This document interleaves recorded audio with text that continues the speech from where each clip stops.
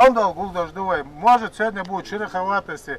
И ацахеты, что эти гарные, что у каждого вы будете разбиты на группы.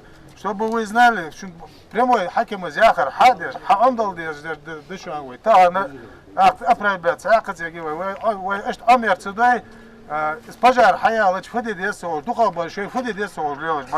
В общую шеренгу выстроились сотрудники МЧС, Министерства природы и представители лесопожарных центров. По легенде, на окраине села горит лес сразу в 6 точках на разных возвышенностях. Сообщение от жителя Галашки на пульт единой дежурно-диспетчерской службы поступило в 12:00. К месту происшествия немедля прибыли пожарные расчеты. Впрочем, до их приезда в борьбу со стихией вступили лесничие с подручным инвентарем. Их задача — удержать огонь от распространения до подхода основных сил.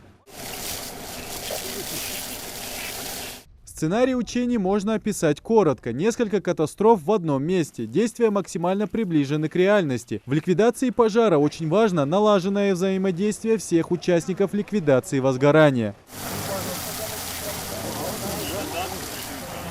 Основная задача таких учений – потушить огонь до того, как он перекинется к жилому массиву. Для лучшей координации действий пожарных и лесников все участники снабжены рациями. Если с высоты птичьего полета оператор обнаружит новые очаги возгорания, он оперативно передает информацию огнеборцам. Что особенно важно при лесных пожарах, Ильяс Кусиев работает в пожарно-спасательной охране несколько лет. Со стихийными возгораниями сталкивается не один раз. В этом деле нужно работать строго по инструкции, признается Ильяс. Мы отрабатывали быстрость, бдительность, как тушить пожар, правильность, как говорится, правила тушения безопасности.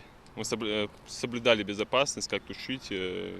У нас были стратегии, как тушить. И совместно с МЧС мы отработали каждый шаг и потушили совместно с МЧС. В масштабной операции участвуют больше 60 сотрудников МЧС, Минприроды и подведомственных им учреждений, лесничеств и лесопожарных центров. В реальной жизни на координацию совместных усилий времени практически нет, поэтому важно заранее предусмотреть и отработать. По данному сценарию было возникновение пожара, несколько очагов. Со своими силами, средствами по сценарию сотрудники Минприроды не смогли справиться, потому что было несколько очагов и шло уже возникновение, переход пожара на массив уже муниципалитета. В этой связи нами были подключены сотрудники Главного управления МЧС по Республике Ингушетия. С помощью взаимодействия вместе с двумя нашими ведомствами данные пожары были локализованы, учения были успешно завершены.